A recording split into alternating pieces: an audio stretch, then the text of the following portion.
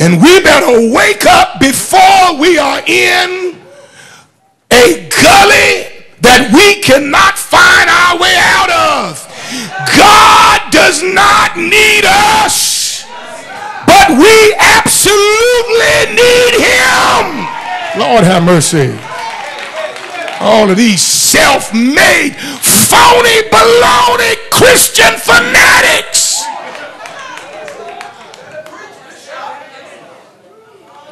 You're not doing God a favor by talking to him.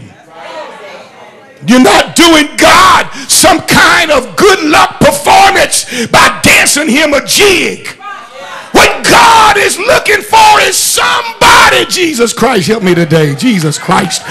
God is looking. His eyes are going to and fro across the land, looking for people that will have a heart of righteousness, that will wake up in the morning saying, I need you, Lord.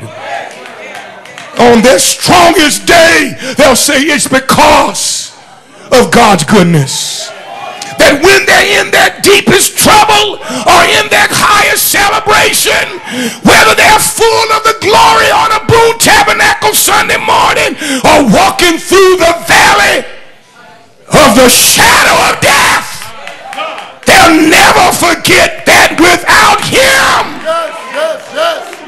we can do nothing. So he said it again. I am the vine. Verse 5. Why does he keep on repeating it? Because the relationship sequence is essential. Say that with the minister. The relationship sequence is essential. You can't put the cart before the horse.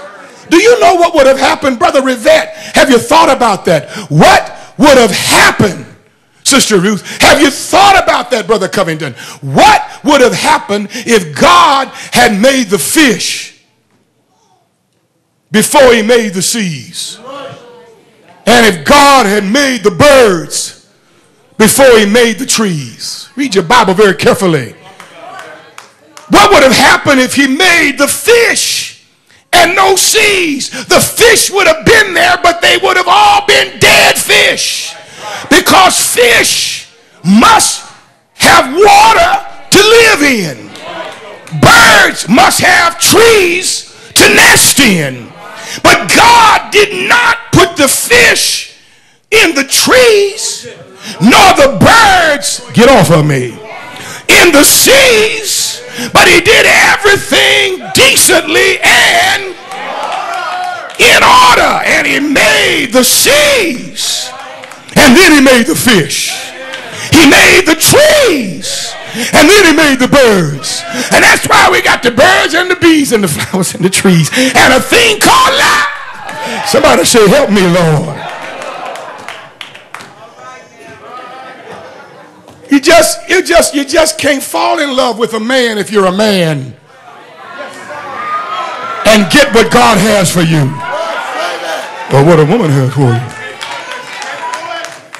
You can't, a grown man can't date a little girl.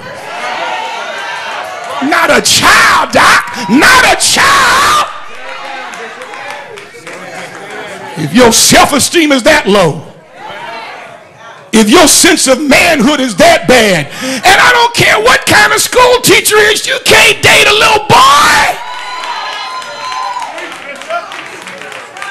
Matter of fact, if you're 60 years old, your best friend should not be 8. There is a divine order. Come on out, Satan. Come on out. Come on out of the mind. You've got to sense when the enemy is trying to reverse the methodical and symmetrical sequence of relationships. Some things are out of order. Lord have mercy. Jesus Christ, send your help right now. Somebody say it's out of order. If you don't ever do anything else for her, I'm down at the altar saying, Lord, do something for me. Say it. Got to come out of here. I got to come out of here. I got to get the relationship in order. Come on out, Satan. Come on out of Satan. The enemy will tell you, just pretend you are the vine. And then pretend that the Lord is the branch. And then you tell God what you want him to do. And you tell him what you have decided. Now you preachers do what you want to do. Do what you want to do. You ain't no trouble out of me. But really, in a leadership, godly leadership arrangement, you don't tell the leader what you decided. I may get fired today, but I'm going to ask the bishop, bring me right on back.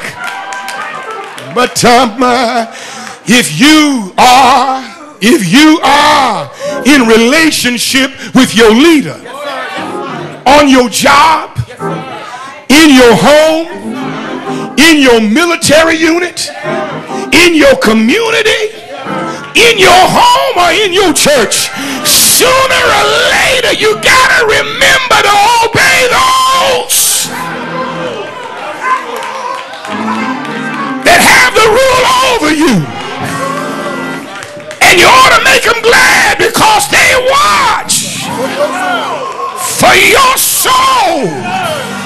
And they must give an account for every one of you, that they may do it joyously, not grievously, for that is unprofitable unto you. Lift your hand and say, help me, God. What, I got about 4 minutes? It's called the proper sequence of relationship. We were in London the other day. Marion was so excited. London just does that to her. She was so excited. And we're walking down the street. And she just over here. And just over there. And just going up there. And looking down there. And pointing over here. And pointing over there. And I'm just trying to get around her and keep up with her. And finally I said, no, wait a minute, Mary. Wait a minute. I'm getting too old for this.